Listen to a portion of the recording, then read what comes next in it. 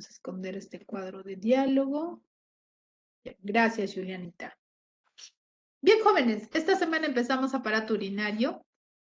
Y antes de empezar, te quiero contar una pequeña historia. Esto es una historia de la vida real, ¿ya? Cuando estaba haciendo mi internado en Tingo María, que fue el año 2000 a 2001, eh, me tocó estar en el consultorio de salud del escolar y del adolescente. Ese tiempo se llamaba así, ahora ya cambió. Entonces, en ese consultorio atendíamos a adolescentes y también a niños que estaban haciendo la transición a la pubertad, ¿ya? Atendíamos desde 10 años hasta los 17, 18 años, ¿ya? Y muchos de estos niños venían de pediatría. Entonces, la ocasión que no voy a olvidar es cuando vino a mi consultorio un jovencito de 9 años, un niño de 9 años con su mamá. Entonces yo dije, 9 años, ¿y por qué lo traen? ¿Qué pasó, no? O sea, normalmente vemos desde 10 para adelante. Bueno, entonces, al leer la historia clínica, me doy con una sorpresa que no iba a imaginar. Hasta ese momento no me había tocado una situación así. Este niñito tenía una infección que comprometía sus genitales.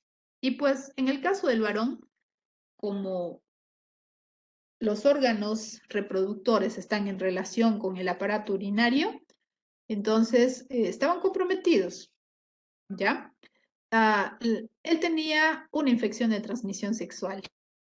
Yo decía, 9 años, infección de transmisión sexual. ¿Te imaginas? Sí. Entonces yo también dije, ¿qué? ¿No? Pero en ese rato uno tiene que estar sereno, tranquilo, ¿no? Porque la mamá también estaba pues asustada. Y entonces, y yo dije, ¿y entonces ahora qué nos queda hacer? Y mira, te cuento, el trabajo del obstetra en ese caso es muy bonito, ¿ya? Cuando se detecta que una persona tiene una infección de transmisión sexual, se tiene que identificar a todos los contactos de esa persona. ¿A qué se refiere con contactos? Es decir, esa enfermedad de transmisión sexual no apareció de la nada, ¿ya? Alguien le tuvo que contagiar a ese niño. Entonces, de una forma discreta, de una forma, digamos, correcta, uno tiene que sacar la información al niño, ¿no? Con quién estuvo, si tal vez fue abusado sexualmente, todo ese detalle. O sea, es una parte bien delicadita que uno tiene que saber manejar. Entonces, mi trabajo era identificar los contactos sexuales de este niño, ¿ya?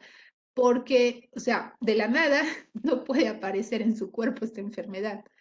Y me di con la sorpresa de una historia muy sórdida, chicos, ¿ya? La historia era la siguiente. Bueno, el niño dijo, ¿no? Que él iba a jugar con un grupo de amiguitos al parque, jugaban fútbol todas las tardes, ¿ya? Y su mamá pues le dejaba normal.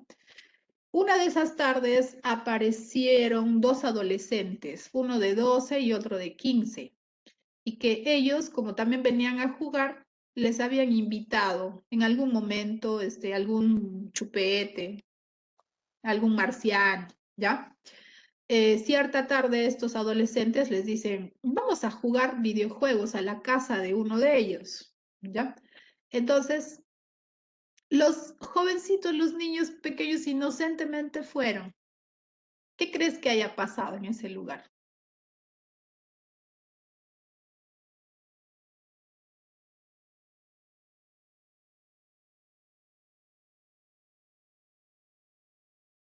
Exactamente. Fueron abusados sexualmente, chicos, ¿no? Este niñito, o sea, no tenía, digamos, ese trauma de haber sido violentado así, sino que, ¿cuál era el detalle?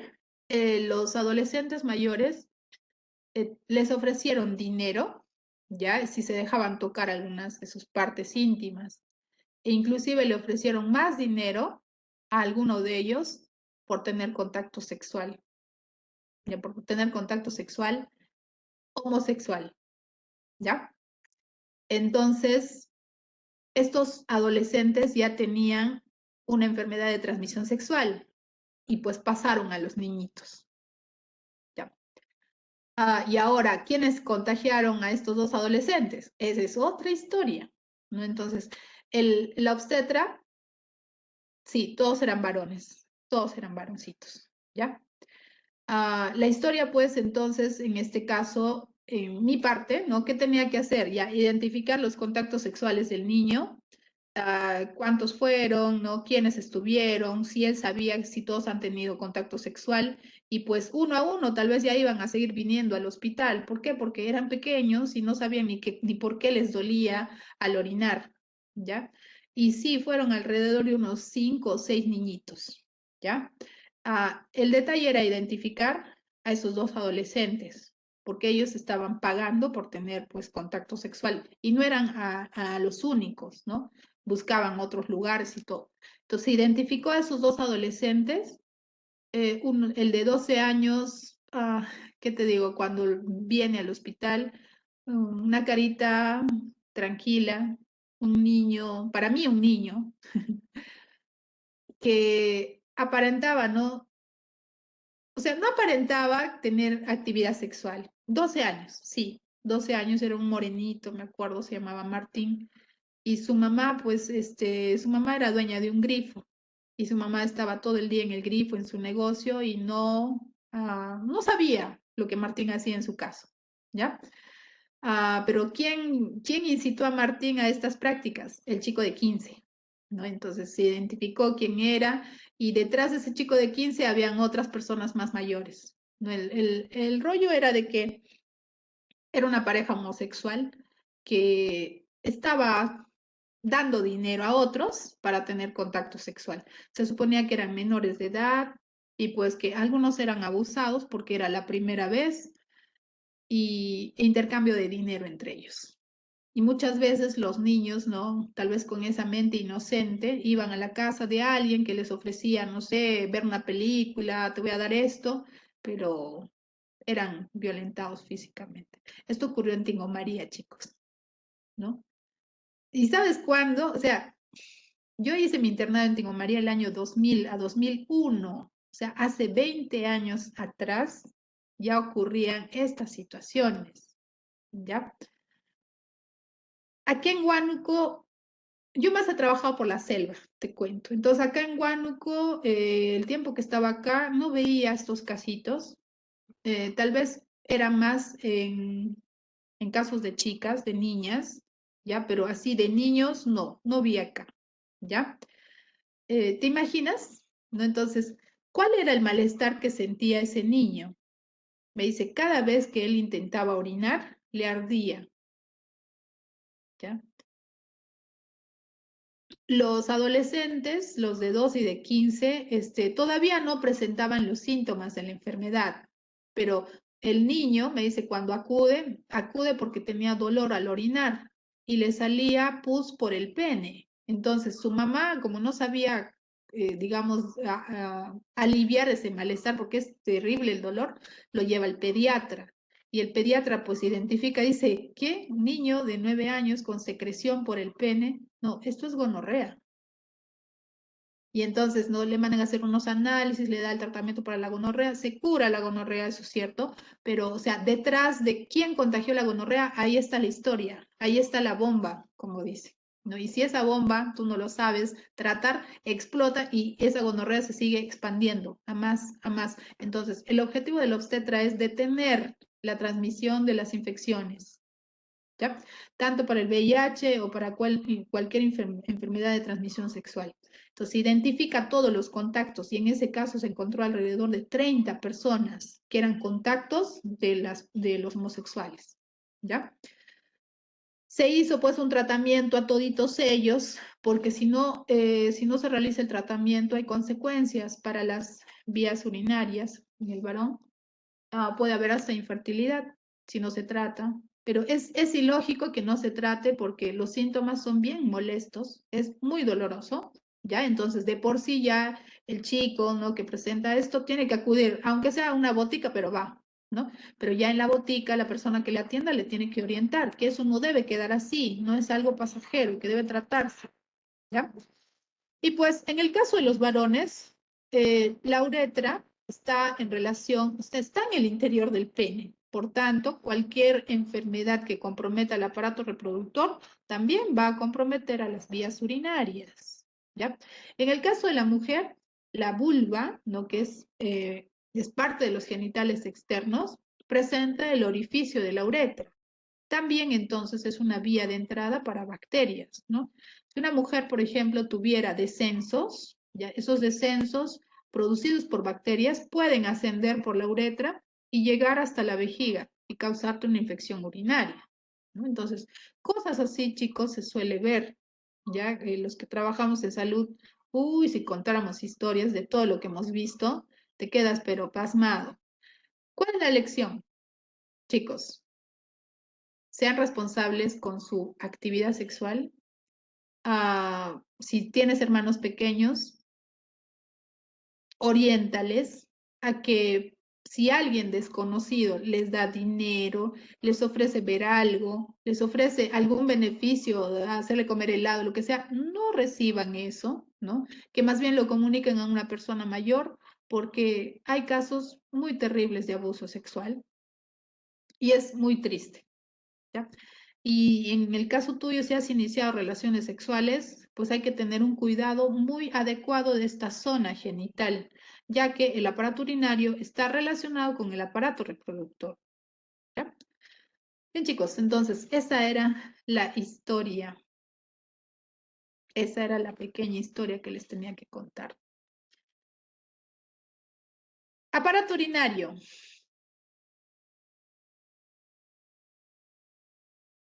O sea, hay situaciones que tal vez tú has escuchado y todo ello, ¿no? Y si nos pondríamos a hablar de todo eso, de verdad, uff, identificaríamos, ¿no? Es muy necesaria la educación en lo que respecta al cuidado de nuestro cuerpo. Ah, se sabe que tenemos que mantener una higiene adecuada de nuestro cuerpo y también eso implica de la zona genital, ¿ya? Tanto varones y mujeres, me dice, se deben asear su zona genital, así como te lavas la cara, también el área genital. En especial las mujeres, porque tenemos una uretra muy cortita y esa uretra, me dice, sirve para la invasión de bacterias. Todos los días, 2 veces, todos los días. Ya, los órganos del aparato urinario los mostramos aquí, está separadito. Me dice, primero, órgano principal, riñones, ¿no? Estos se encargan de producir orina como principal función, sin embargo, tienen otras funciones. Los riñones, me dice, se conectan con los uréteres. Los uréteres son 2 conductos largos que van a conducir orina hasta la vejiga. La vejiga, como te darás cuenta en esta imagen, es una especie de recipiente, ¿no? Que va a llenarse de orina hasta una cierta cantidad. Las paredes de la vejiga están hechas de músculo liso, que puede ser elástico, pero tiene una capacidad limitada. Después de la vejiga tenemos a la uretra, y la uretra pues es muy distinta en el varón que en la mujer. En la mujer es cortita y solamente tiene función urinaria, es decir, eliminar orina. Pero en el caso del varón, no. La uretra masculina tiene doble función.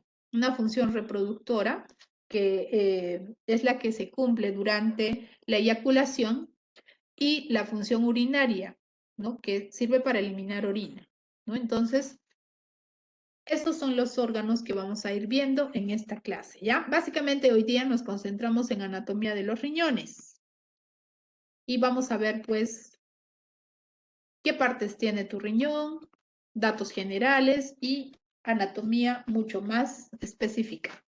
Ya, antes de comenzar el desarrollo de los riñones, vamos a comentarte acerca de las otras funciones que cumplen estos órganos, ¿ya? La principal función que que se le atribuye es la producción de orina, pero no es la única, ¿no? Entonces, esta sería la principal función, producir orina. Ya está. Junto con la producción de orina, se eliminan metabolitos o sustancias de desecho, que en este caso son la urea y la creatinina. ¿Ya? Entonces, si se quiere saber de los riñones de una persona, si están trabajando correctamente, se les solicita un examen de orina. Y en ese examen se analiza de todos aquellos elementos que aparecen, cuáles son normales y cuáles no deberían de estar, ¿no? Entonces, si en esa orina se encuentra urea y creatinina, inclusive hay una cantidad que es normal, ¿ya? Si sobrepasa esa cantidad, también hay alteraciones a nivel de los riñones, ¿ya? Ah, mm, no he leído completo, Roy. Ah, la menstruación en el caso de la mujer es por otro orificio, no es por la uretra, es por la vagina. ¿Ya? La uretra en la mujer solamente es para eliminar orina. Son diferentes conductos, ¿ya? Ya. Entonces, dijimos, principal función de los riñones es producir orina. La otra función añadida es eliminar urea y creatinina. La urea y creatinina provienen del hígado. Y entonces, estas no se deben acumular ni en la sangre, ni en las articulaciones, ni en ninguna otra parte del cuerpo. Se deben eliminar. Los riñones también funcionan como si fueran glándulas, me dicen, ¿no? Hay producción de hormonas en tu riñón. Una hormona es la renina, otra hormona la eritropoyetina y la trombopoyetina. Estas hormonas tienen funciones diferentes. La renina, por ejemplo, es la que actúa para aumentar la presión, ¿no? Para regular, o sea, cuando una presión arterial está bajando, me dice, se produce la renina y desencadena una serie de mecanismos que aumentan la presión arterial, ¿ya? Y eso es un mecanismo muy importante para el ser humano. Dentro de tus riñones se produce la provitamina D, que su nombre es calcitriol. Esta provitamina D se activa con los rayos solares y ayuda a la absorción de calcio. También me dice, tus riñones producen eritropoyetina y trombopoyetina. Estas hormonas incrementan la cantidad de glóbulos rojos y plaquetas a nivel de la sangre, ¿no? Entonces, el mecanismo por cómo se producen estas hormonas o en qué situación, básicamente se dice cuando hay hipoxia, cuando hay poca cantidad de oxígeno en nuestro cuerpo, se libera eritropoyetina y trombopoyetina. Ya. Ahora sí estamos listos para hablar de riñones.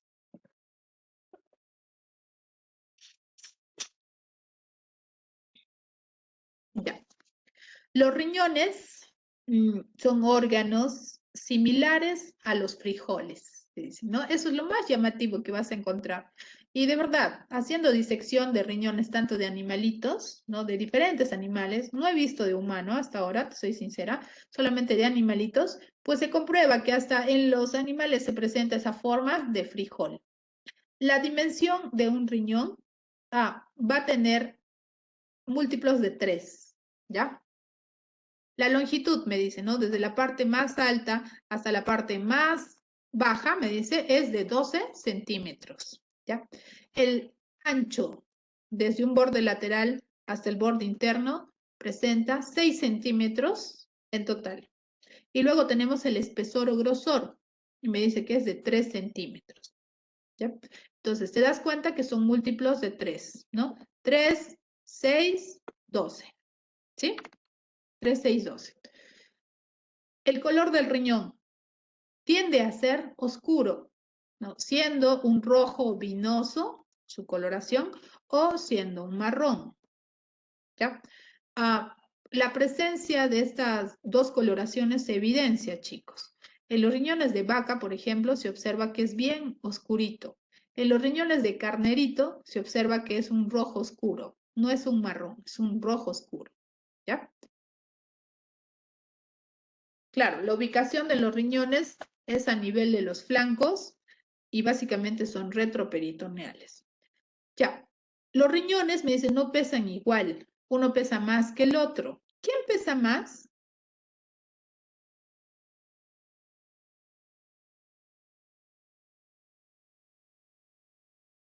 ¿Qué riñón es el más pesado, más voluminoso? Derecho, izquierdo.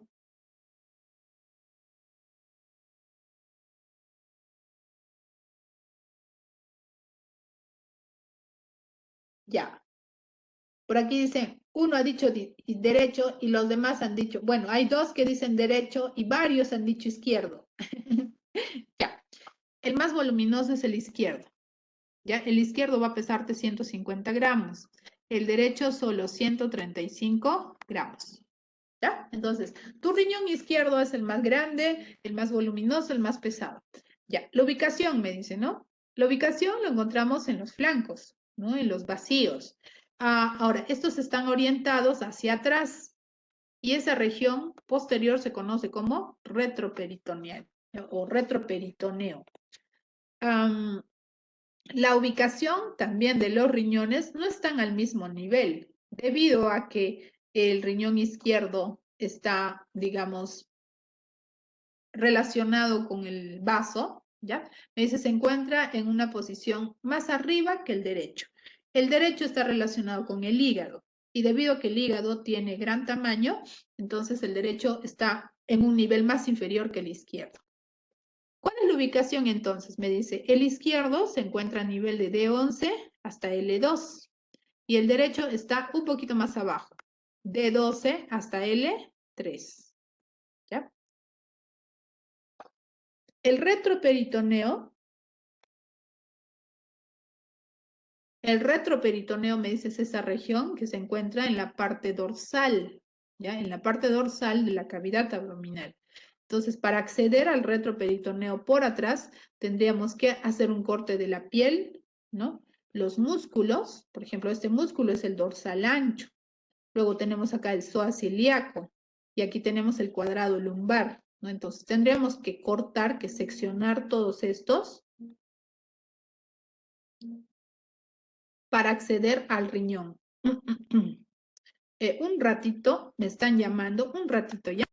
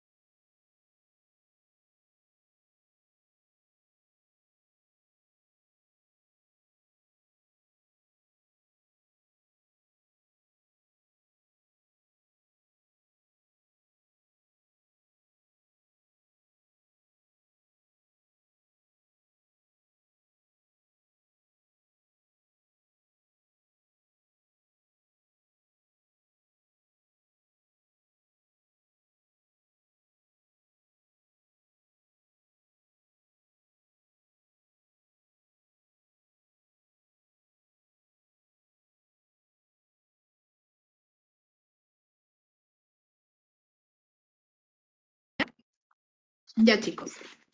Disculpen por esta pequeña interrupción. Era una llamada de un documento muy importante que he presentado y que después de casi un mes recién me han llamado, entonces tenía que contestar. ¿Ya? Agradezco su comprensión. Entonces, decíamos que en esta parte de esta región es el retroperitoneo, ¿no? ¿Cómo accedemos a ella? Hemos dicho haciendo un corte de la piel, quitando parte del músculo dorsal ancho, del psoas ilíaco, del cuadrado lumbar, y aquí nos encontramos con las costillas flotantes, ¿no? Las costillas, recuérdate que son la 11 y la 12, ¿no? Estas están relacionadas con los riñones.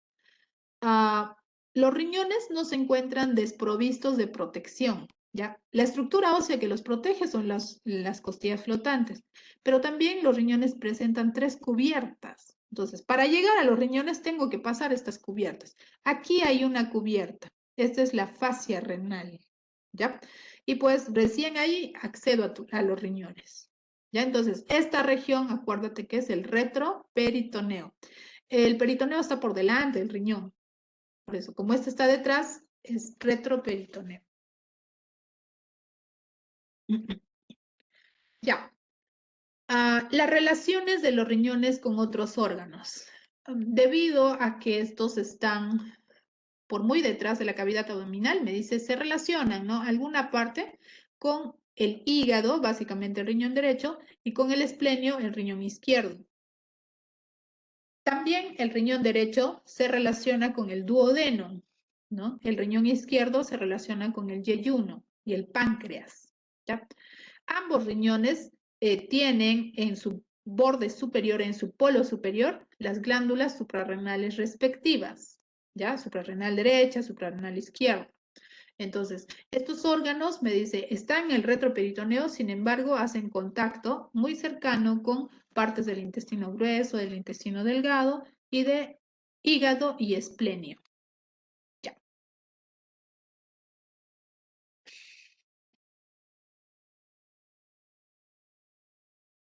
ya. Tenemos ahora la morfología externa, chicos. Esta morfología externa me permite identificar las partes anatómicas sin hacer un corte, ¿ya? Entonces, tengo aquí el riñón. Este riñón me dice tiene 2 polos, ¿ya? El polo superior y el polo inferior, que sería este. Polo superior, polo inferior. Luego tengo 2 bordes, un borde convexo, que es el borde externo, y un borde cóncavo. En este borde cóncavo está el ilio renal. ¿Qué cosa es un ilio, chicos? ¿Qué es un ilio?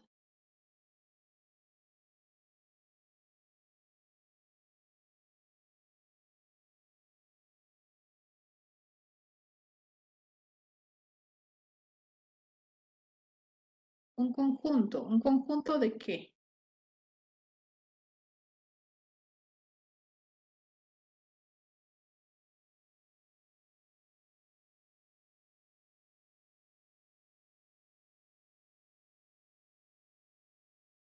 Ya, es un conjunto de estructuras. Ya, el ilio es el lugar, claro, muy bien, Mildred, tú lo dijiste, es el punto de entrada y de salida de estructuras, ¿ya?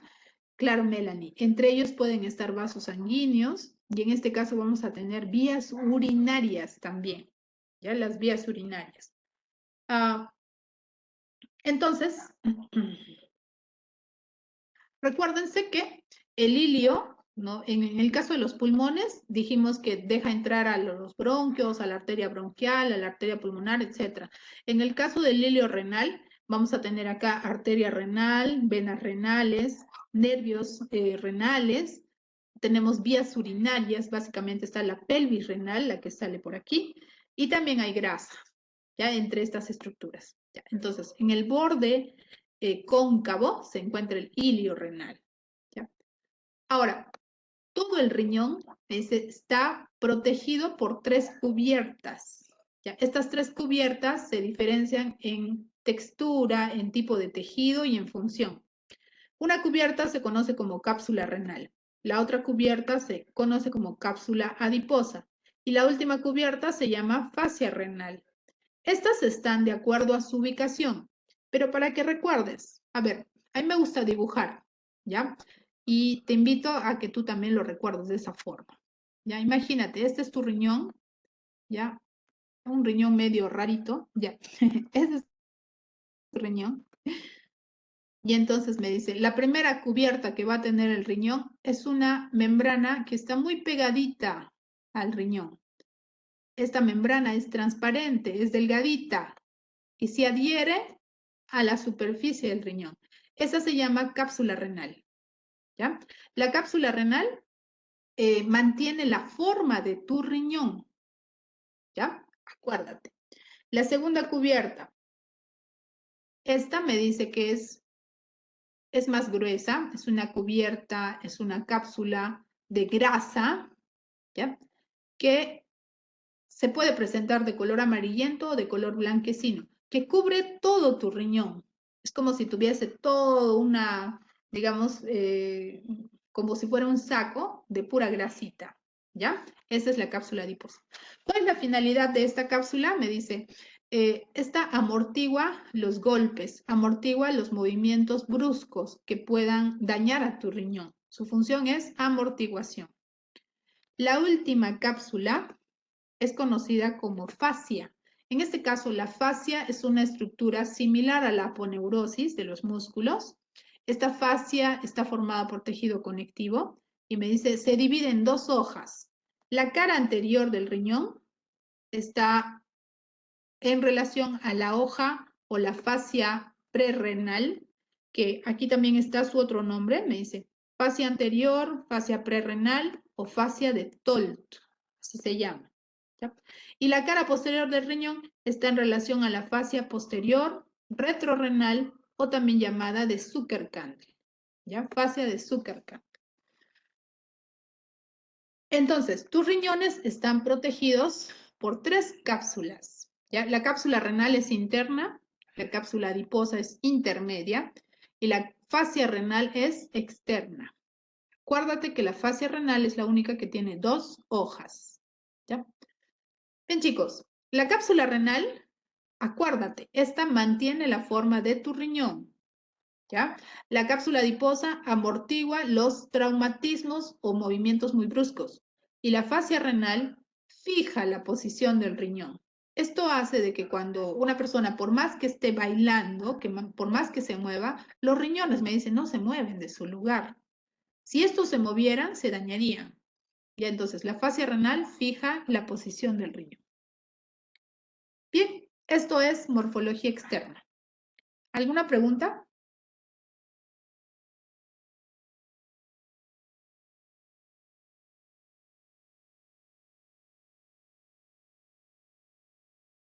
Ya, entonces seguimos.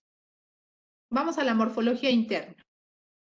Y aquí van a aparecer dos palabras que quiero que siempre tengas presente. Las palabras son corteza y médula. ¿Ya? Corteza y médula. Ah,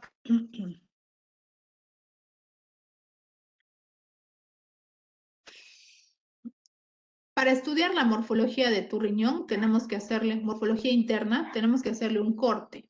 ¿Ya? Entonces voy a mostrarte imágenes de riñones, aunque no sean de humanos, pero al menos os van a servir como referencia. ¿Ya? Este es un riñón de carnero, ¿ya? Es pequeñito, nos presenta, mira, todas las estructuras, la superficie de tu riñón, ¿no? El color, como que marroncito, tiene el uréter, que es esto de aquí, la vía urinaria, que sale por el hilio renal. Toda esta región es el hilio renal, está su nombre, y también aquí se diferencia la arteria y la vena renal. ¿Ya? En este otro caso es un riñón de vaca. El riñón de vaca, debido a que el animal es muy grande, presenta lóbulos, ¿ya? Cada lóbulo, ¿ah? Y aproximadamente este riñón tiene 18 lóbulos, ¿ya? Luego veremos qué representan esos lóbulos. Este es otro riñón, este es un riñón de chanchito, ¿ya? Y tú, ¿qué estás observando? Quiero que me digas, ¿qué cubierta será esta?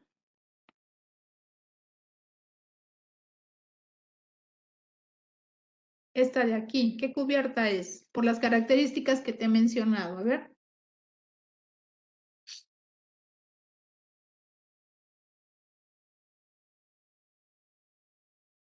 La externa, de las tres cubiertas, ¿cuál es la externa?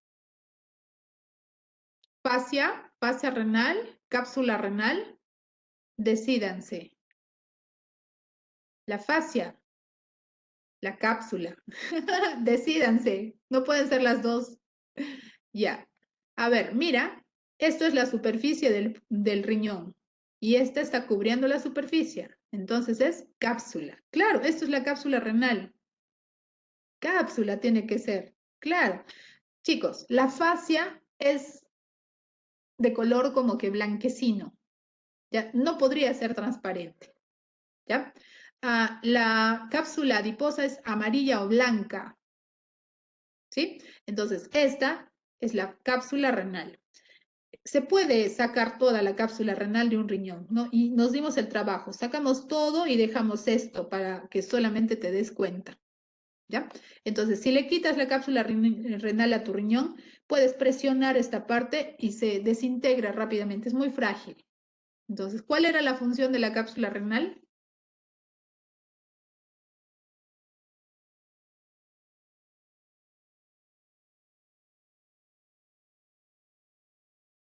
Ya, protección, mantiene la forma del riñón, acuérdate. Entonces, si le quitas la cápsula, le presionas tu riñón aplastado, ¿ya? Ya. Ahora, esta es una imagen del interior del riñón. Para ver el interior hemos hecho un corte coronal, ¿no? Y está dividido en dos este riñoncito. Quiero que te fijes en las diferentes zonas de color. ¿Cuántos colores ves?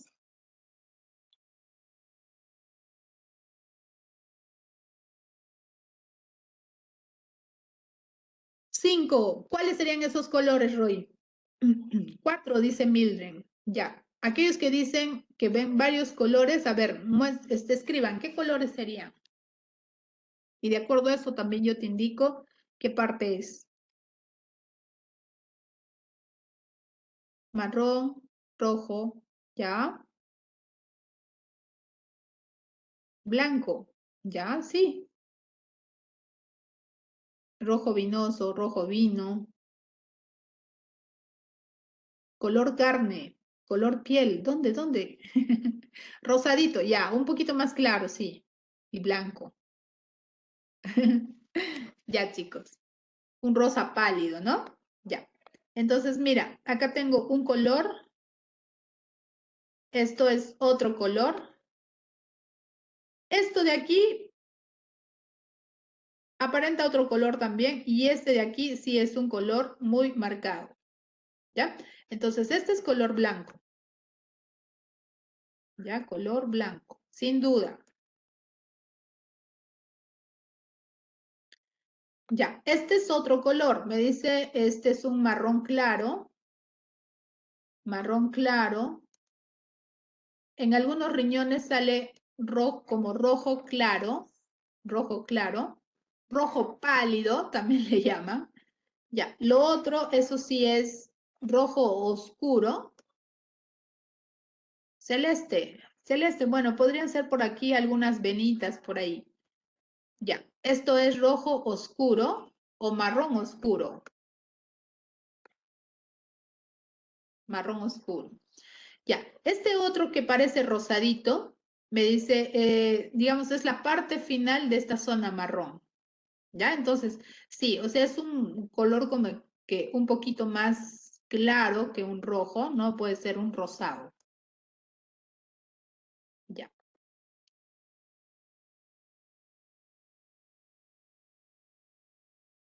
ya.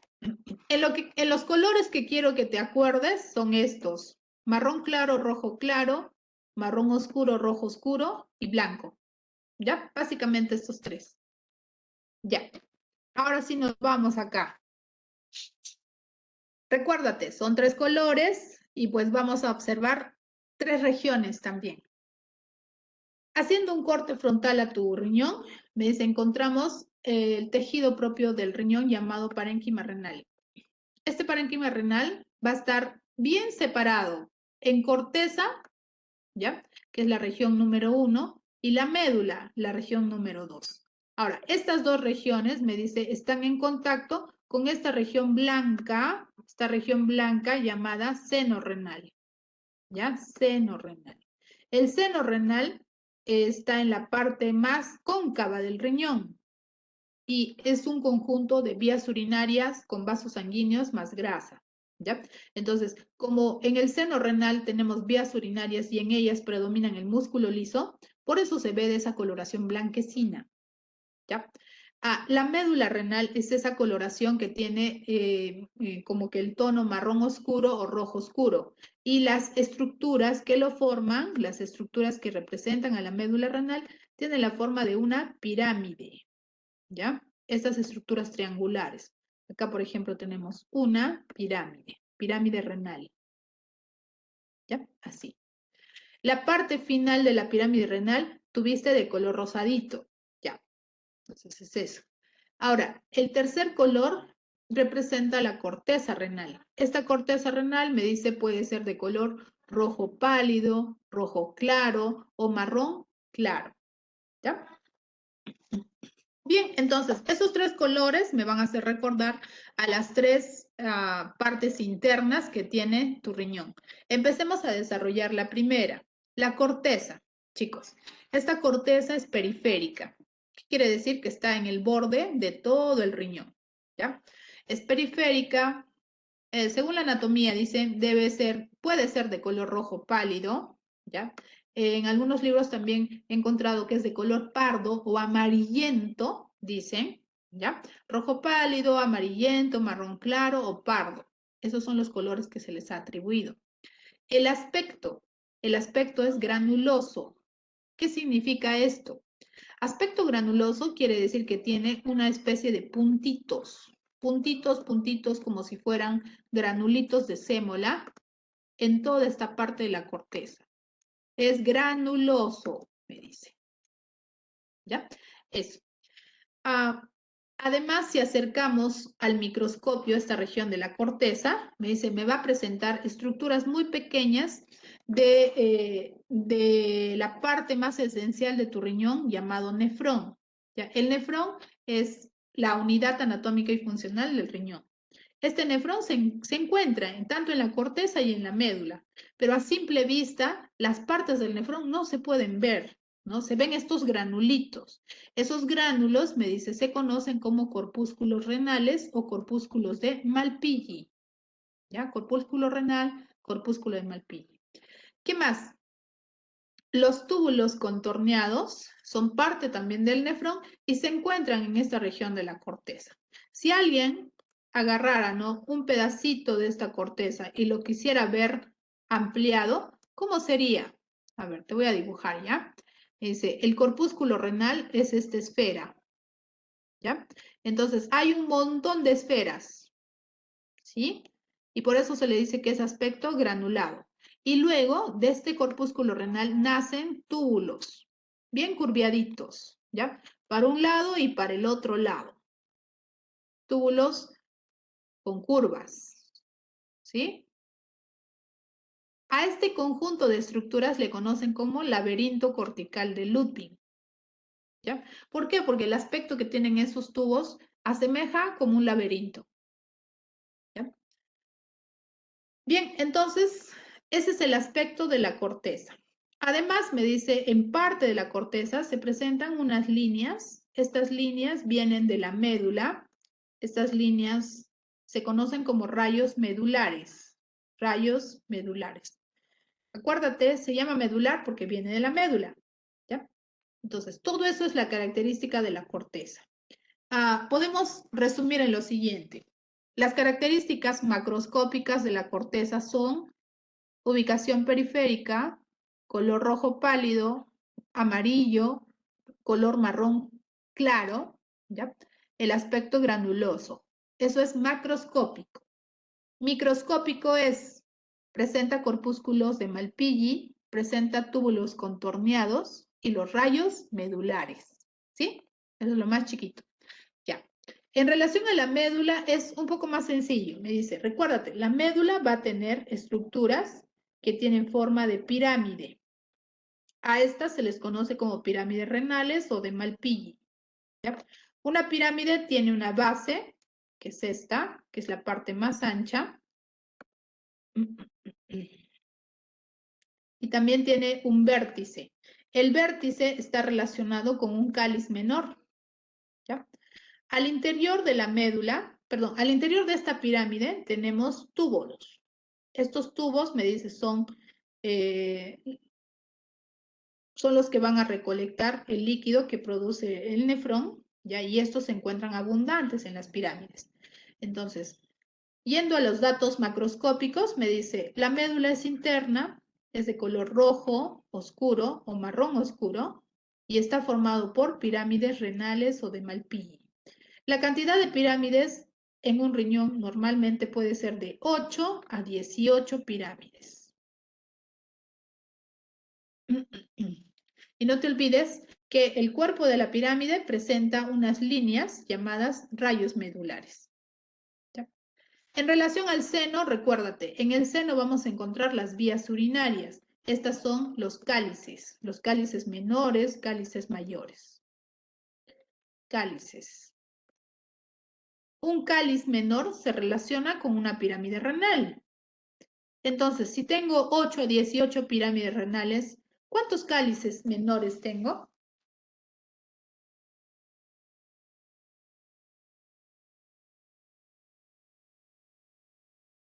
¿Cuántos cálices menores tendré? Claro, la misma cantidad. 8 a 18. Ya.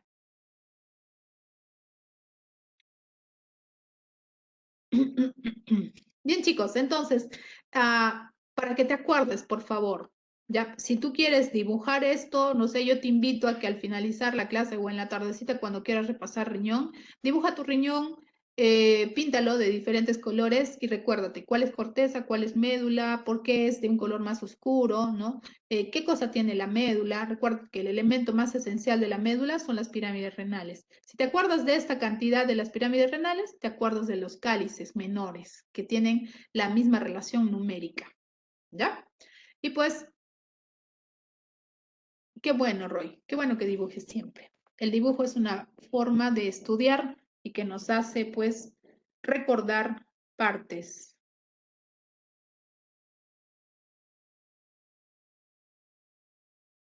Ya.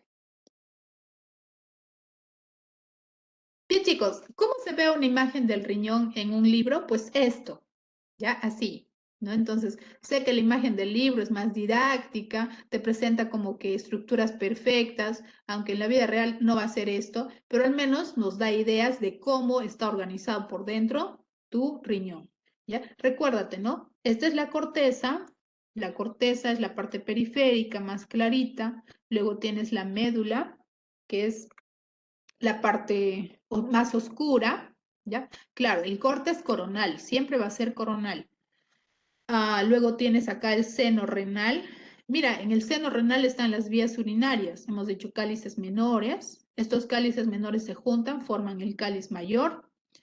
Luego estos cálices mayores se juntan y forman la pelvis renal, ¿no? Entonces, por el ilio, que es todo esto, ¿ya? Por el ilio renal ingresa arteria renal, sale vena renal y también sale la pelvis renal.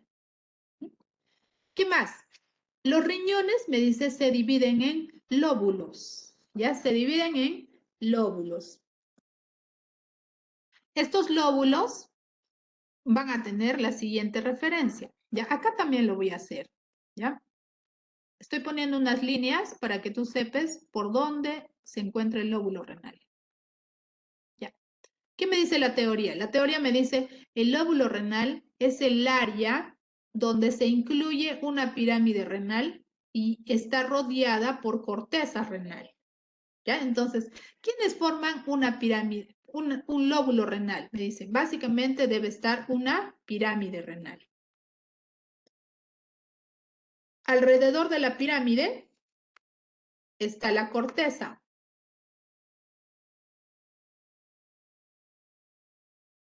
¿Ya? Lo dibujo acá, ¿ya? Mira, esto es la pirámide renal. La pirámide renal se relaciona con un cáliz menor, ¿ya? Un cáliz menor. Ay, esa raya, esa rayita no debe estar ahí. ¿Ya?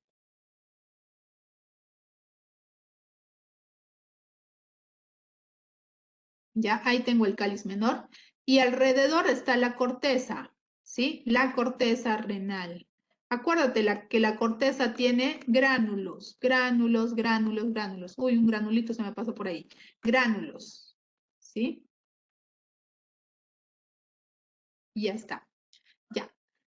A esta parte de la corteza que está a ambos lados de la pirámide, a esta partecita, se le conoce como columna renal. Columna renal. ¿Ya? Entonces, ¿quiénes componen a un lóbulo renal? Me dice la corteza renal que se proyecta en la columna renal, la pirámide renal y el cáliz menor. Eso es un lóbulo renal. Pregunto entonces, ¿cuántos lóbulos tiene esta imagen? Esta imagen grande. Claro, 7. ¿No? Y aquí en la imagen pequeña, ¿cuántos lóbulos puedes distinguir? 5, exactamente. No te olvides, ¿ya? Son imágenes ficticias, por eso es que no va a cumplir la regla general. Lo mínimo serían 8, ¿ya? Y lo máximo serían 18. Entonces, ahora sí, vamos a contar. En un bebito, claro, va a ser de menor tamaño, pues no serán 8, por decir. Mira, en este riñón de vaca, mira, ¿cuántos lóbulos hay? Hay 1, 2, 3, 4, 5, 6, 7, 8, 9, 10, 11, 12, 13, 14, 15, 16, 17 y 18. 18 pirámides renales. Ay, chicos, ha venido mi gatita y como siempre ella se quiere poner encima del teclado. Ya. Uy, uy, uy, uy, uy, cuidadito tu herida. Cuidado. ¿Qué dices, Jesús? No alcancé a leer completo.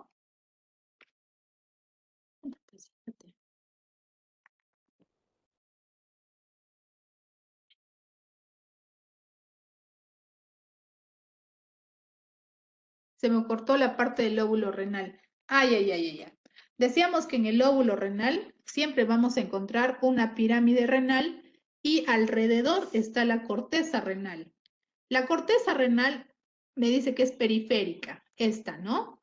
Ya, pero me dice, hay una parte de la corteza que está a ambos lados de la pirámide renal. Estas partes se conocen como columnas renales, ¿ya? Y vienen a ser parte del lóbulo renal. Ya. Entonces, aquí en este riñoncito de vaca hemos comentado que es como si estuviese partido. ¿Por qué? Porque cada uno viene a ser un lóbulo renal. Básicamente en el de vaca se ve, chicos, este riñón lobulado. En el caso de los seres humanos es único. En los animalitos sí, puedes encontrar así único o lobulado. ¿Ya? Ya, entonces esto ya pasamos, ya sabes. Mira, la parte del seno renal es muy blanca, ¿ya? Muy blanca. Ya, llegamos a irrigación renal. Chicos, la parte de irrigación requiere que tú estés atento. Si tienes 6 sentidos, los 6, bien atento acá, ¿ya? No es difícil, sin embargo, necesita que tú recuerdes ciertos detalles, ¿ya? Un primer detalle es que te acuerdes qué cosa es un lóbulo renal. ¿Cómo será el riñón de los más pequeños? Los que tenemos 4. ¿4 riñones? ¿Tienes 4 riñones? ¿O 4 sentidos? Ya. A ver, chicos. 4 sentidos, dice, ya. Vamos a separar esta imagen por lóbulos, ¿ya? Mi gata está acá. Y esta gatita no se quiere. Les conté que está operada, ¿no? Mi gata está molestando por acá, pero ya se fue. Ya, entonces, este riñón vamos a separarlo por lóbulos. Ya tenemos una línea ahí y todo eso Ahorita ya no, ya se fue a comer sus croquetas. Si no está aquí muy melosa y cariñosa, no deja ni, ni agarrar el teclado. Después la muestro. Ya. Entonces, tenemos acá lóbulos y si tú has contado, hay 7 lóbulos. ¿Ya? Hay 7 lóbulos. Entonces, las arterias, bueno, en este caso, la arteria renal se va a ir ramificando en relación a los lóbulos. ¿Ya? Entonces, me dice, ¿no? La arteria aorta, ya sabes de la aorta, ya has escuchado, ¿no? Esto, por ejemplo, la aorta abdominal, me dice, nace a la altura de la vértebra dorsal 11 o 12. Ya. Una de sus ramitas de la aorta abdominal es la arteria renal, ¿no? Es una para cada riñón, arteria renal derecha, arteria renal izquierda. Ya, esta arteria renal es esta. Esta me dice se ramifica teniendo en cuenta los lóbulos, ¿ya? Entonces, las arterias segmentarias, que son sus ramas, van a cada lóbulo del riñón. Si este riñón tiene 7 lóbulos, pues habrán 7 arterias segmentarias. ¿Ya? Arterias segmentarias van a los lóbulos. Y tú tienes acá uno, ya tienes por acá otra, y así. ¿Ya? Todas ellas. ¿Ya? ¿Qué más? Estas arterias segmentarias, me dice, se dividen. Se dividen en interlobulares. Interlobulares. ¿Sí? Interlobulares. Ya está. Las interlobulares están en medio de dos pirámides, ¿ya? Interlobulares, en medio de dos pirámides. Luego vienen las arterias arqueadas o arcuatas. Estas tienen forma de arco, ¿ya? Y bordean la pirámide renal, ¿sí? A cada lado de la pirámide renal hay una arteria arqueada. ¿Ya está? Estas, me dice, se ramifican en arterias interlobulillares, que son las más chiquitas que aquí ahorita vamos a mostrar. Mira, ¿no? Repasando, esta es arteria renal, estas serían las arterias segmentarias, luego están las interlobulares, luego están las arterias arqueadas, ¿ya? Arqueadas, y luego están las arterias interlobulillares, que son estas, todas estas que están como que paraditas, interlobulillares. ¿Ya? Hasta ahí, me dice, se puede ver. Hasta ahí se puede ver. Luego ya aparecen las arteriolas aferentes. Y después de la arteriola aferente viene el glomérulo. El glomérulo renal está formado por un conjunto de capilares. Pregunto entonces, ¿cuál es la diferencia entre una arteria, una arteriola y un capilar?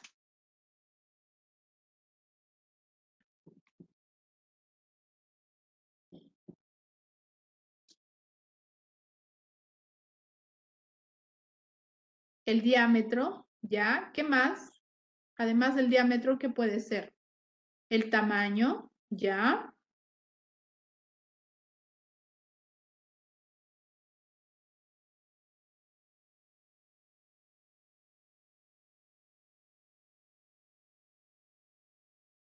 ¿Con quién se relaciona? Muy bien, ¿ya? Ya. Digamos, en esta temática no hemos hecho lo que es vasos sanguíneos, pero sí es necesario que sepas un detalle.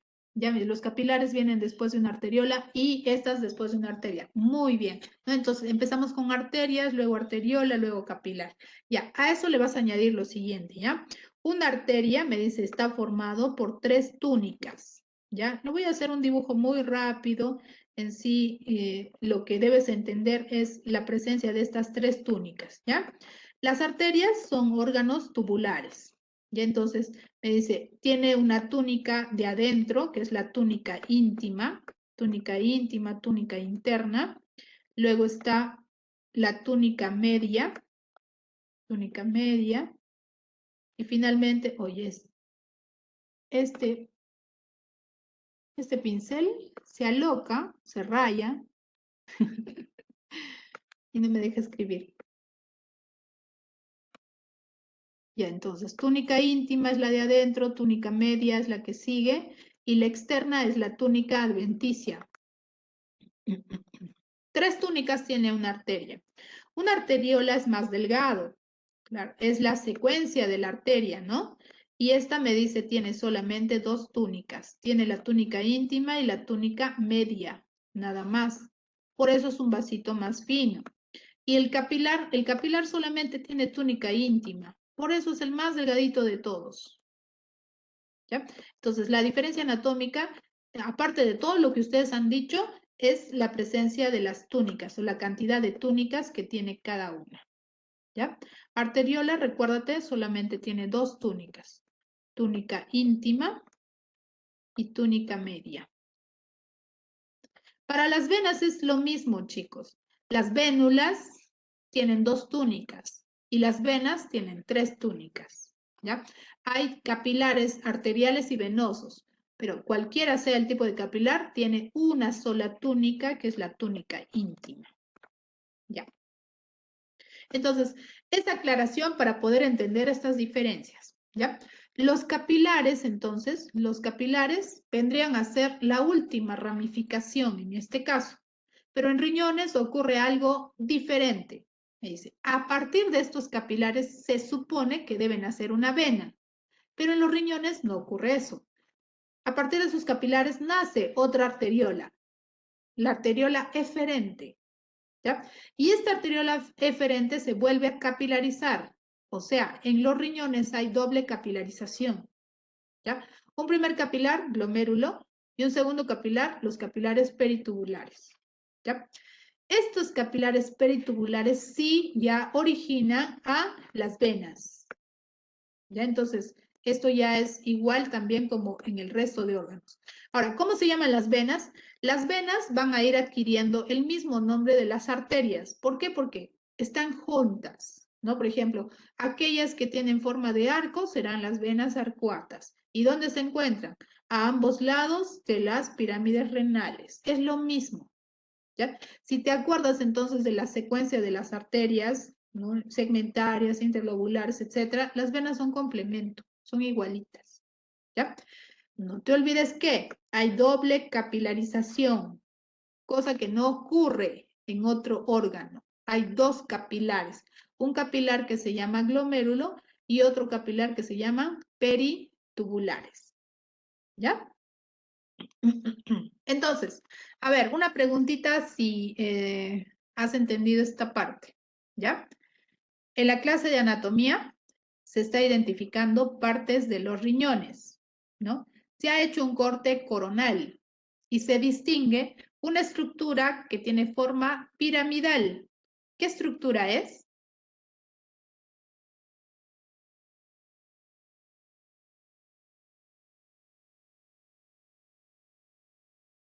Está dentro de los lóbulos, pero el nombre de la estructura, pirámide de Malpighi. Muy bien, pirámide de Malpighi. Ya, otra pregunta en relación a esa pirámide. Existe un vaso sanguíneo que se encuentra a ambos lados de la pirámide.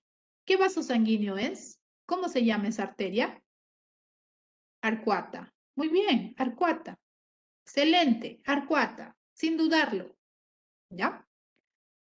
En la ramificación de las arterias renales, antes de los capilares del glomérulo, ¿qué vaso sanguíneo se encuentra?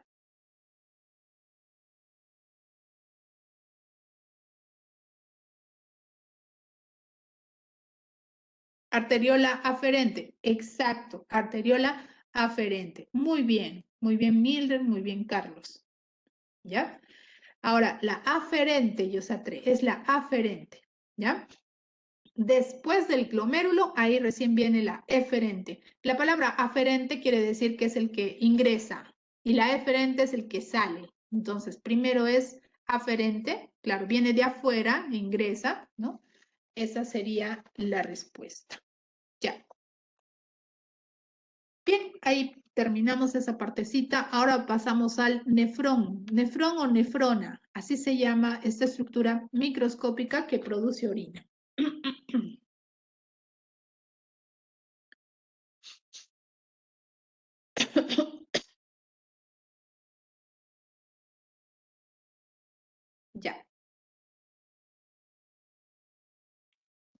Para el nefrón o la nefrona, chicos, tenemos que saber primero cómo es anatomía. Esta es una estructura microscópica, por tanto, la anatomía microscópica te dice cuáles son sus partes, ¿ya? Partes. Luego veremos la función, ¿ya?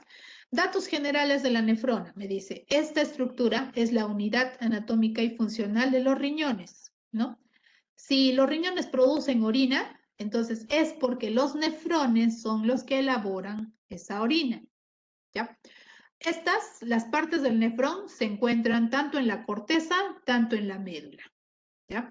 La medida de un solo nefrón, o sea, estirado, me dices de 55 milímetros.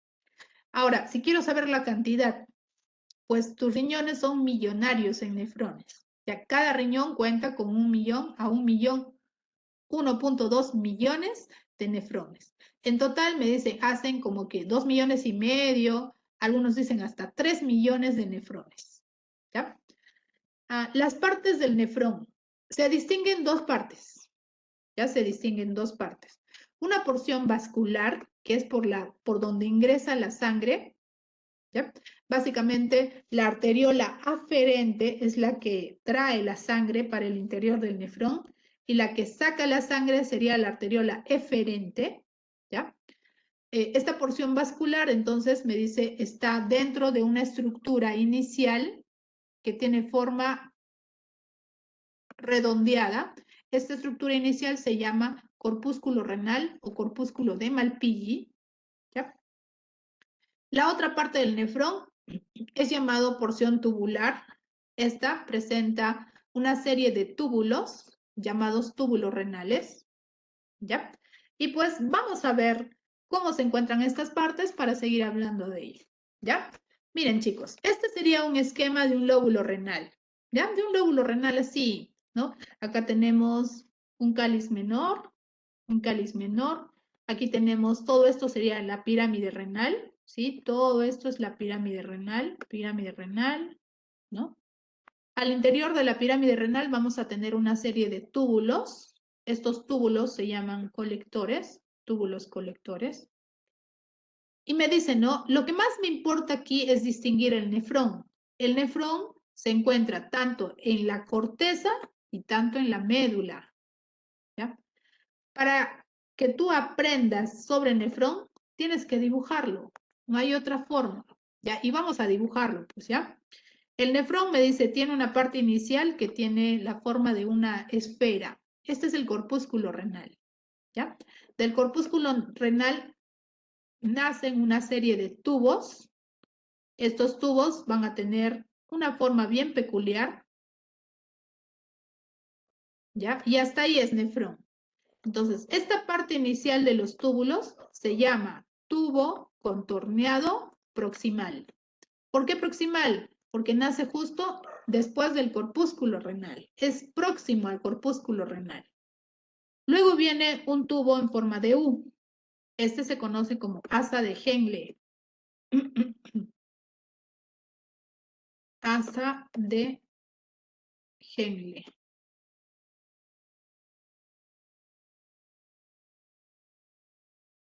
Vivo un poco lento con esto. Ya, asa de Henle. Henle. Ya. Y el último sería el tubo contorneado distal. ¿Por qué distal? Porque está alejado del corpúsculo. ¿Ya? ¿Qué más? Al interior del corpúsculo renal, debo recordarme, mira, llega una arteriola, esta es la arteriola eferente, ingresa al corpúsculo y dentro se ramifica y se transforma en capilares, que es el glomérulo renal. Y de estos capilares nace la arteriola eferente. ¿Sí? Así es el nefrón, ¿ya? Esas estructuras te debes recordar. Ahora, ¿qué más me dice? Hay una separación. El nefrón se encuentra tanto en la corteza, tanto en la médula. Entonces, aquellas partes que están en la corteza son tubo contorneado proximal, este corpúsculo renal, tubo contorneado distal. Y en la médula solamente está el asa de Henle, ¿sí? Ahora, pregunto, si te acuerdas, este corpúsculo más los túbulos renales tenían un nombre. ¿Cómo se llama?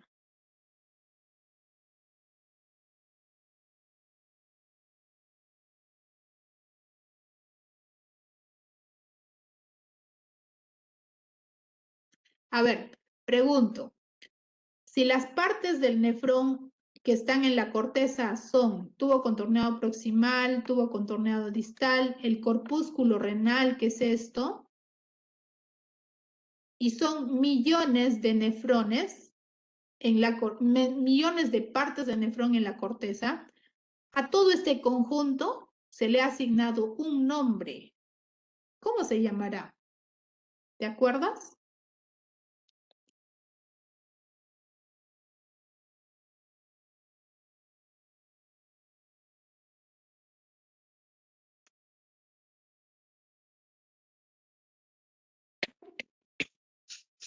Cuando vimos corteza, mira, te dije, ¿ve? En la corteza hay gránulos, ya esos gránulos son los corpúsculos renales, más corpúsculos renales. Ya, esos corpúsculos renales están relacionados con túbulos, ¿ya? Túbulos. Entonces, a toda esta serie de túbulos más corpúsculo renal se le asignaba un nombre. ¿Te acuerdas cuál era? Laberinto de Ludwig, muy bien, ¿no? Entonces, ¿quiénes forman el laberinto de Ludwig? Ya, los tenemos acá. Corpúsculo renal, tubo contorneado proximal, tubo contorneado distal, más los vasos sanguíneos. Acuérdate que la arteriola aferente es ramificación de la de la arteria interlobular. Imagínate, en un pequeño espacio hay un montón de estructuras ahí bien pegaditas. Ya. Por eso se conoce como laberinto de Ludwig. Esa es una característica microscópica de la corteza. No lo olvides, por favor. Laberinto. Ya. Ahora, en el caso de la médula es más sencillo. Solamente me dice está el asa de Henle. Y pues en esta imagen tú vas a ver. Mira, el asa de Henle tiene la forma de una letra U y me dice, depende del tipo de nefrón, vamos a encontrar inclusive una parte delgada del asa de Henle y otra parte gruesita. ¿Ya? Pero sí o sí, en la médula, me dice, están los tubos colectores. Estos tubos colectores se proyectan un poquito en la corteza, es cierto, pero la mayor parte del tubo colector está dentro de la médula. ¿Ya? ¿Qué es lo que va a ocurrir en todo esto? Me dice, la sangre que ingresa por la arteriola aferente se va a filtrar dentro del nefrón. Esa filtración produce un líquido que va a ser la futura orina. Este líquido, me dice, ingresa al interior del nefrón y lo va recorriendo por sus túbulos. A ese líquido se le añade algunas sustancias de desecho. Se reabsorbe del líquido agua, algunas sustancias que son útiles al cuerpo y lo que produzca al finalizar de este nefrón, me dice, será la futura orina. ¿Ya? El líquido filtrado que va pasando por el tubo colector ya casi es orina, casi, casi. Cuando ya sale de este tubo colector hacia el cáliz menor, es orina al 100%. Ya entonces, vamos a ver qué es lo que ocurre al interior del nefrón para que se forme la orina. ¿Ya? De esto es una explicación inicial, ¿no? Enfatizando sobre todo cuáles son las partes del nefrón, quiénes forman el laberinto, qué parte del nefrón se encuentra en la médula, ¿ya? Esto es una explicación inicial. Ya. Bien, chicos, entonces, dibuja tu nefrón, por favor, para que te acuerdes de estas partes. Porción vascular está formada por el corpúsculo renal que contiene el glomérulo. Este glomérulo nació de la arteriola aferente. El resto de túbulos son los túbulos renales, ¿no? Porción tubular. Se dividen, no te olvides, acá están las partes. Los túbulos renales se dividen en tubo contorneado proximal, asa de Henle y tubo contorneado distal. Dentro del corpúsculo renal vamos a encontrar dos elementos. La cápsula de Bowman, que es externa, ¿ya? Que es la que forma la cubierta del corpúsculo, y el glomérulo, que es interno, que es un ovillo de capilares dentro del corpúsculo renal, dentro de la cápsula de Bowman. Ya.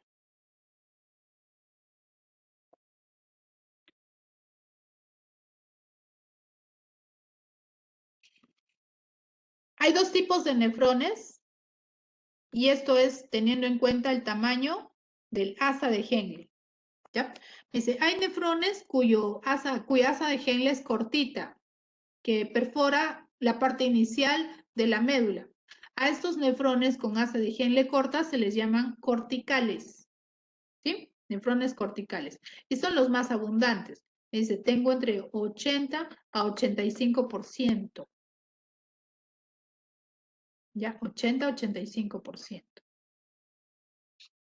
El otro grupo de nefrones cuyo asa de Henle es muy larga se conocen como nefronas largas o yuxtamedulares. ¿Ya? Quiero que te fijes en el tamaño del asa de Henle.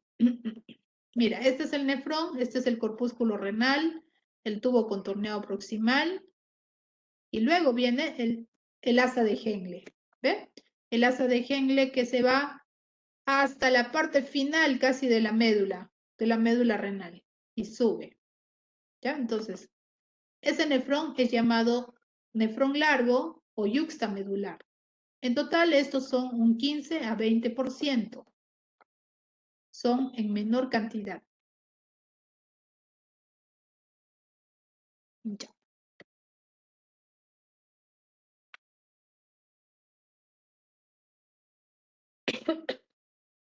Ya. Vamos a ver algunos datos en cuanto a las células que forman el corpúsculo renal. El corpúsculo, me dice, tiene forma ovoidea y va a tener dos polos, ¿ya? Un polo vascular, que es el por donde ingresa la sangre y por donde sale la sangre. En este polo vascular vamos a tener a las dos arteriolas, la arteriola eferente y la arteriola aferente, ¿ya? Posteriormente vamos a volver a ver esta imagen cuando hablemos de aparato yuxtaglomerular. Ya entonces, que tú identifiques las estructuras también te va a servir para después. Ya entonces, no te olvides, arteriola aferente trae la sangre y la eferente es la que saca la sangre. Ya. Ahora, la cápsula de Bowman, esta cápsula de Bowman, me dice, está dividida en dos capas. ¿Ya? La capa número 1 es la capa externa, se conoce como capa parietal, y la segunda capa es la capa visceral. En esta capa visceral tengo células muy especiales llamadas podocitos. ¿Ya? Bien, vamos a dibujar un podocito. Estas son células epiteliales modificadas, me dice. ¿En qué consiste su modificación? La modificación hace de que esta célula presente unas prolongaciones a manera de dedos. ¿Ya? Y como son tantos deditos, me dice, a estos dedos les han llamado o les han asignado el nombre de pies. ¿Ya? Dedos llamados pies. Ya, como es una célula que tiene muchos pies, entonces su nombre es podocito. Podo hace alusión a prolongación o pie. Célula con pies, podocitos. Es una célula epitelial modificada, no te olvides. Ya, entonces, hacemos una vista más cercana. Tienes acá la capa parietal de la cápsula de Bowman. Capa parietal, células planitas, ya está. Y esta es la capa visceral. Los podocitos, me dice, abrazan a los capilares del glomérulo. Lo abrazan y lo envuelve, ¿sí? Formando una estructura de conexión entre ellos. Esa estructura de conexión se conoce como membrana de filtración. No lo olvides, membrana de filtración. Entonces, si quieres, vamos a sacar una flechita acá. Acá está la famosa membrana de filtración. ¿Quiénes forman la membrana? Me dice, hemos dicho podocitos, que es uno, y la pared de los capilares, que es el otro elemento.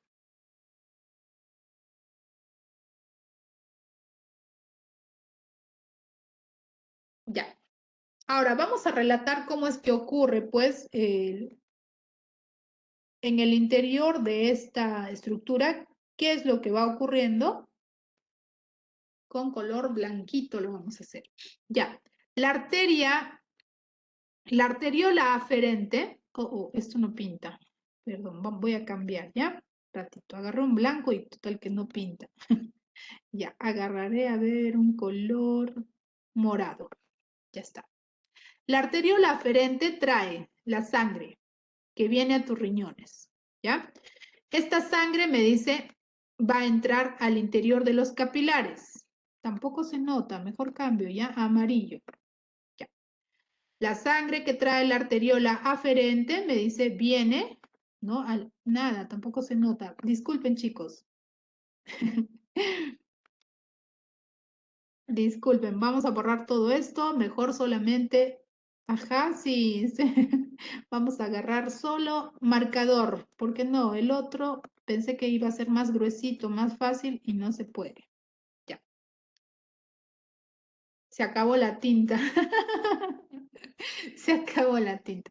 A ver, este sí, azulito sí, azul, ¿ya? Entonces, la arteriola aferente me dice trae la sangre y esta debe filtrarse en esta membrana de filtración, ¿no? Entonces, la sangre ingresa al interior de los capilares. Ahí está, ingresando la sangre. Y es forzada a pasar por esta membrana de filtración. La membrana es como una especie de colador, ya tiene unos poros muy finitos que deja pasar solamente los solutos más pequeños. Aquellos solutos grandes, me dice, vuelven a la sangre, ¿ya? Entonces, toda esta sangre que ha sido filtrada, me dice, deja un líquido. El líquido filtrado se va a quedar en esta cápsula de Bowman. Todo el líquido filtrado se queda aquí, se va acumulando y luego pasa al interior de los túbulos, del tubo contorneado proximal, el asa de Henle, todo ello. Ya. Entonces, ¿qué tenemos acá? El podocito más la pared del capilar forman la membrana de filtración. La función es filtrar la sangre. Al filtrar, me dice, se forma un líquido filtrado y este líquido filtrado va a tener sustancias de desecho, agua, glucosa, aminoácidos y diferentes iones.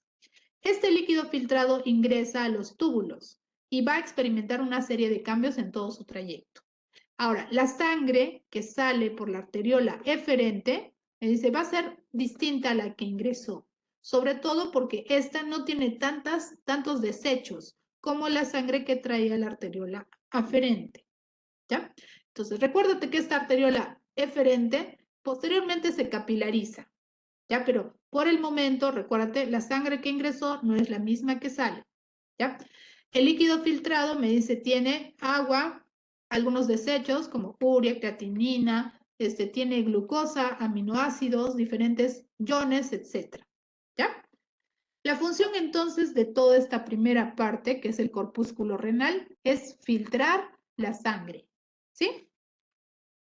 Ya. Para formar la orina, chicos, se necesitan de 3 procesos. El primero ya lo conocemos, el primero es la filtración. Entonces, ¿no? Dice, la primera fase de la formación de orina es la filtración de la sangre. La segunda fase es la reabsorción. Y la tercera es la secreción. ¿Cómo así? Quiero que te fijes en las flechitas.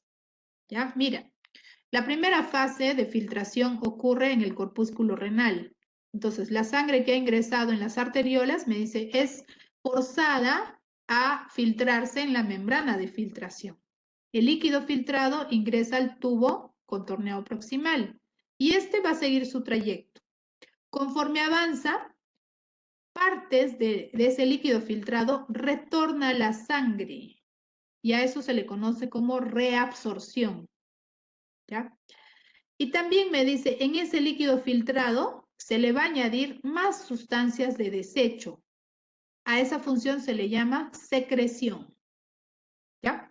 Ahora, tenemos que definir qué sustancias son las que se reabsorben, me dice. Las sustancias que se reabsorben tienen que tener una condición. Deben ser útiles. ¿Ya? Entonces, de las sustancias que hemos hablado son agua, ya se reabsorbe gran cantidad de agua. Si en el líquido filtrado hay glucosa, también se reabsorbe la glucosa. La presencia de glucosa en la orina no es saludable. Es indicativo de que la persona tiene diabetes. La persona sana nunca va a presentar glucosa en su orina. ¿Por qué? Porque esta vuelve a la sangre, se reabsorbe. ¿Ya? Y también los aminoácidos, me dicen, son sustancias que se reabsorben al 100%. Entonces, una forma de verificar si tus riñones están funcionando bien es comprobando qué tiene y qué no tiene la orina. ¿Ya? En el examen de orina, por ejemplo, en una persona sana, nada de glucosa, nada de aminoácidos. Porcentaje de agua, sí, pero es muy pequeño. ¿Ya? Hay solutos como, por ejemplo, oxalatos, hidrógeno, hay cloruro de sodio también, y todo eso es sustancias de desecho. En la etapa de la secreción, me dice, se eliminan estas sustancias de desecho. ¿Quiénes? Hidrógeno, unos compuestos llamados uratos, los compuestos también llamados oxalatos, Si estos oxalatos se quedaran, se formarían los cálculos, oxalatos, y cantidades variables de sodio y potasio, ¿ya? Estos iones aparecen, sí, pero son poquitos, ¿ya? También acá me olvidé mencionarte el amoníaco. El amoníaco es una sustancia de desecho, por tanto debe eliminarse. NH3. ¿Ya? Entonces, recuérdate, conforme va pasando el líquido filtrado, me dice, va perdiendo algunas sustancias. Estas sustancias vuelven a la sangre en la etapa de reabsorción.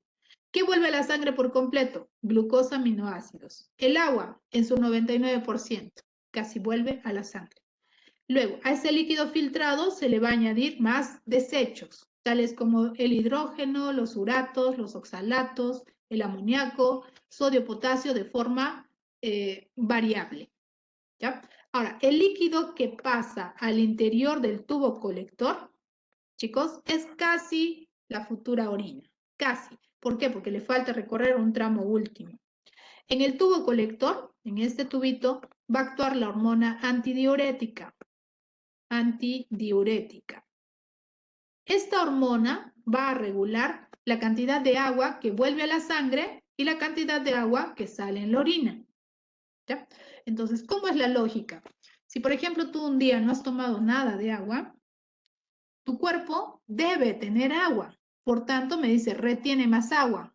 Y quien ordena es la antidiurética. ¿Ya? Y pues la orina va a ser muy poquita. ¿Ya?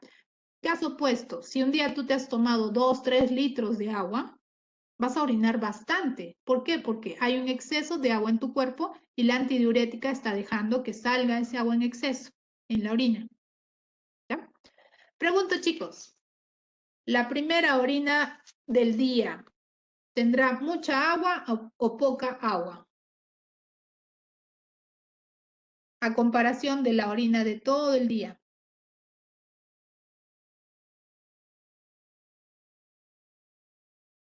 Mucha, dice por acá Roy. Entonces, ¿eso significa que durante toda la noche has tomado bastante? Con la de ayer.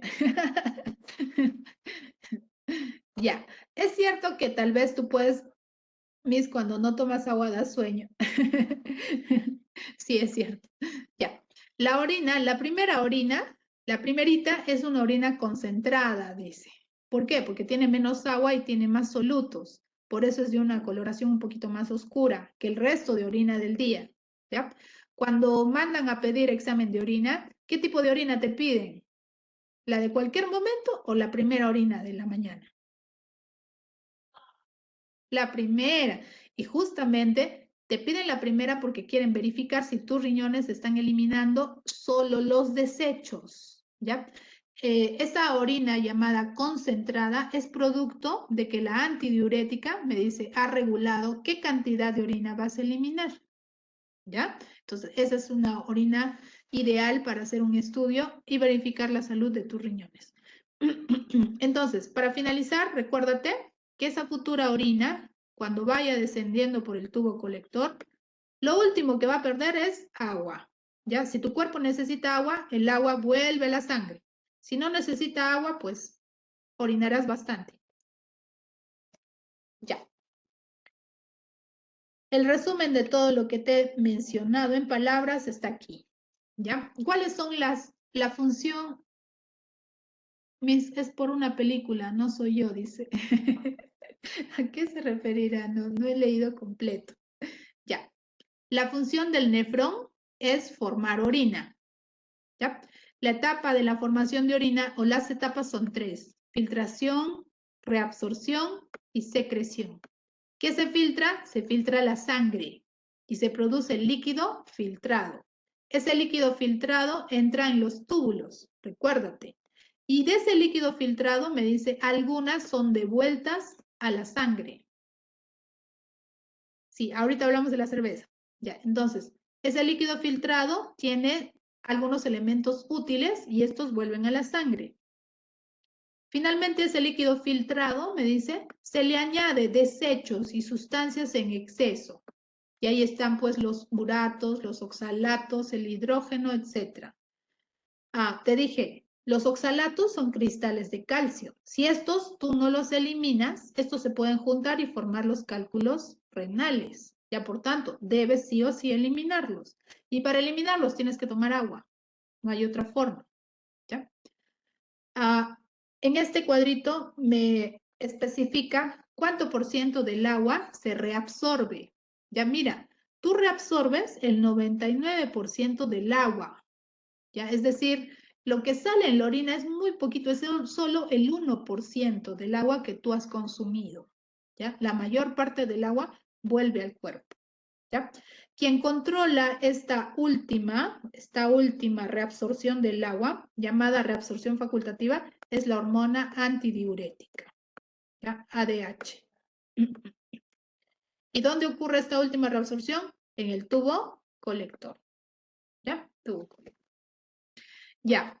La antidiurética es una hormona que está producida por el hipotálamo. El alcohol etílico, inhibe la acción de la antidiurética.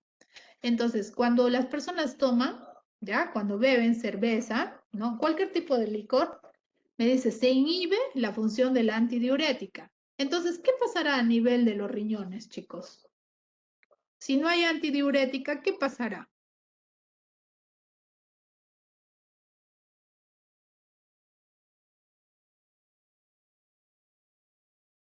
¿Orinas más u orinas menos?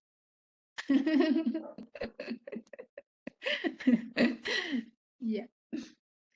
Y te recordarás, pues tal vez, si alguna vez tú has tomado bebidas alcohólicas, ¿qué ha pasado contigo, no? ¿Se recuerdan? Claro, se orina más, ¿no? Al no haber, al no haber la antidiurética, me dice, no hay regulación de la orina y esta sale por montones, ¿ya? Y entonces, pues, es frecuente, cuando una persona ha tomado, constantemente va al baño, porque no hay antidiurética. Y al día siguiente, en la resaca, ¿qué pasa con tu cuerpo? ¿Por qué te duele la cabeza? ¿Por qué te sientes morir? ¿Qué pasó contigo?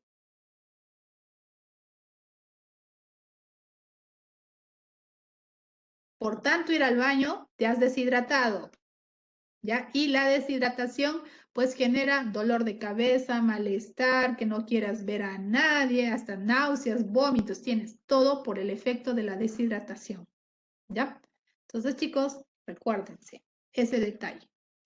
Bien, hasta aquí llegamos. Solo se quiere dormir, dice. Bueno, tal vez no habrás tomado demasiado. Ya, hasta aquí terminamos. ¿Alguna pregunta? A ver, por aquí voy a leer. Estaban escribiendo algunos.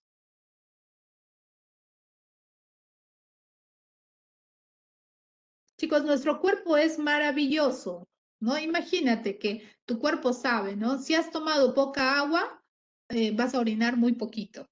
Si has tomado mucha agua, pues también ese exceso de agua va a salir en la orina, ¿no?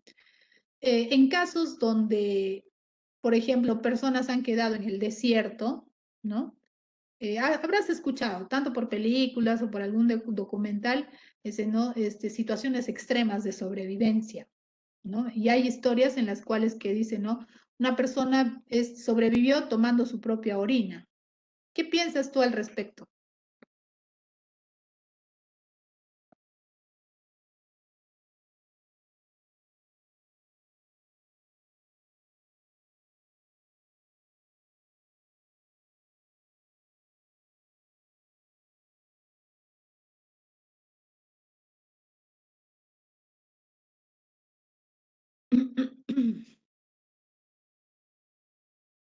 Tal vez no un caso clínico, pero sería tal vez una situación así como que para algo anecdótico con respecto a los riñones. Ya, si se toma su propia orina, se está tomando los mismos desechos que salía, es cierto, pero dice, el agua que contiene la orina le puede mantener con vida, ¿ya? Entonces, situaciones extremas como sobrevivencia, me dice, la persona recurre a tomar su propia agua, al no tener tal vez acceso de agua para poder vivir. Da asquito, dice. Dicen que la orina es buena. Hay personas que hablan sobre la orinoterapia. Ah, chicos, en internet vas a encontrar artículos relacionados a los beneficios de la orina, pero no para curarte el cáncer, no para que te la tomes, sino como un medio para aliviar dolores, para aliviar moretones, ¿ya? Y se ha encontrado que hay componentes, entre los desechos que tiene, me dice, hay componentes antiinflamatorios. Entonces, si a alguna persona, digamos, le han golpeado, le han pateado, se le coloca un emplasto empapado, ¿no? Empapado de orina, un trapito empapado de orina, y esa parte le deja de doler, ¿ya? Para el dolor de estómago, sí, en especial cuando es orina de niño, dicen, ¿no? Pero bueno, esas son costumbres que tú tal vez habrás visto en casa. A mí también me tocó alguna vez ver, ¿no? Que a un bebito le daban un poquitito de orina para que deje de llorar. Estaba llorando por los gases, le dieron un poquito de orina y sanito, durmió tranquilo. Pues bueno, ¿no? Hay que investigarle un poquito más qué de bueno hay en la orina que podría tener uso como antiinflamatorio, sobre todo como antiinflamatorio para calmar el dolor. ¿Ya? Bien.